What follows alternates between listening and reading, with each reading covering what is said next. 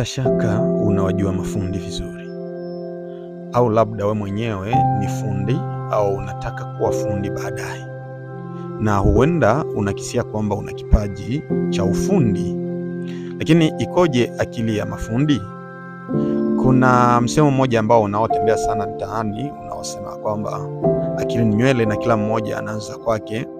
Ni kweli, kwa sababu wakati fulani katika miaka ya 1980 mwanaume anaitwa Howard Gardner amefanya utafiti wake, na katika utafiti huo akagundua ya kuwa ziko aina 8 za akili.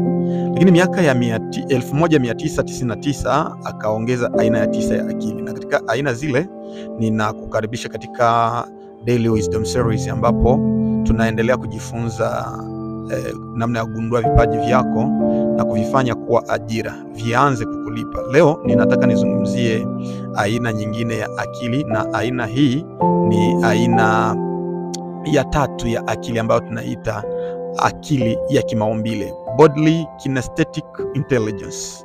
Bodily Kinesthetic Intelligence ni akili ambayo inayohusiana na matumizi ya mwili kwa ufanisi, ambapo binadamu anatumia mwili wake, na walio na aina hii ya akili kwao mwili wao ni mtaji mkubwa. Kwao hawawezi kujiuliza kwamba watatoa wapi mtaji, kwa sababu mwili wao ni mtaji mkubwa sana. Ndio maana utawakuta kwamba wanabeba mizigo, wakati mwingine wanafanya kazi za ufundi pasipo kuchoka. Nakumbuka na rafiki yangu ambaye anatumika sana pasipo kuchoka, na ameshakuwa na umri ambao unaenda sana, ila nikimwangalia ninataka kujua siri ya nguvu zake. Lakini nimegundua sasa ya kuwa yeye anayo ile aina ya akili ya kimaumbile, kwa sababu anatumia sana mwili wake kwa ufanisi.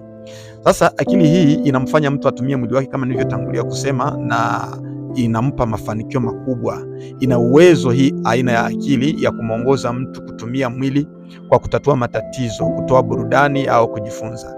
Nikizungumzia katika kutatua matatizo, hapo ndipo tunakutana mafundi wanaleta suluhisho kwa matatizo. Ukihitaji nyumba, ukihitaji chombo, wanatengeneza, wanafanya. Lakini pia katika upande wa burudani tunaweza tukawaona wale ambao wanatumia mwili wao kuigiza. Wengine wanatumia mwili wao kufanya michezo kama vile wapiga ngumi, wapiga mieleka. Lakini wale ambao wengine wanatupatia burudani kwa kutumia mwili wao ni wale akina tunawaita Miss, wale akina Miss Africa, wale akina dada wale, kwa kutembea kwa madaha wakitumia tu mwili wao wanaleta burudani kwa wale watazamaji wao. Lakini pia kwa kujifunza, wale ambao wanatumika katika vile vyumba vya gym ambapo watu wanatengeneza misuli yao na kufanya mazoezi, vile vyumba vya kufanyia ndani mazoezi. Sasa hii yote ukiangalia upande wa kutatua matatizo, upande wa burudani na upande wa kujifunza, aina hii ya akili ya kimaumbile inafanya kazi pia katika eneo hiyo. Sasa nataka uangalie watu walio na aina hii ya akili, sifa zao, namna ambavyo unaweza ukawagundua, na ikiwa ni wewe nitafurahi sana nawe pia upate kujigundua. Sifa ya kwanza ya kuwatambua, wanayo hamu ya kucheza na kujifunza kwa kutumia mikono sana. Ndiyo maana unaweza ukawakuta wengine wao wanataka kupigana hata kwa bahati mbaya tu, utashtuka tu mnaongea alafu mpigwa kofi kwenye mabega, wala unapata kwenye goti mkiwa kwenye mazungumzo na mtu wa aina hii ya akili. Mambo kama na yale yanaweza yakajitokeza, ni alama ya kumtambua au sifa ya kumjua. Lakini pia sifa nyingine ni ana uwezo sana katika michezo au sanaa inayohusisha mwili, kwenye mwendo wa mashindano ya wale akina Miss kama nilivyotangulia kusema, kwenye ngumi, kwenye mpira wa miguu au wa mikono, unamkutana anafanya vizuri sana. Lakini pia ana uwezo wa kupanga na kuendesha harakati za ujenzi wa mwili wake. Anazo nguvu za kiasili, yani anaweza akatumika kwenye gym, anaweza akafanya mpango wa kukomaza misuli yake na kufanya mwili uwe na ugumu kabisa, uwe na zile nguvu zinazohitajika kwa ajili ya kufanya shughuli fulani. Lakini pia alama nyingine, anayo shauku ya kazi inayohusiana na nguvu za kimwili, kunyanyua vyuma, kunyanyua mizigo mizito.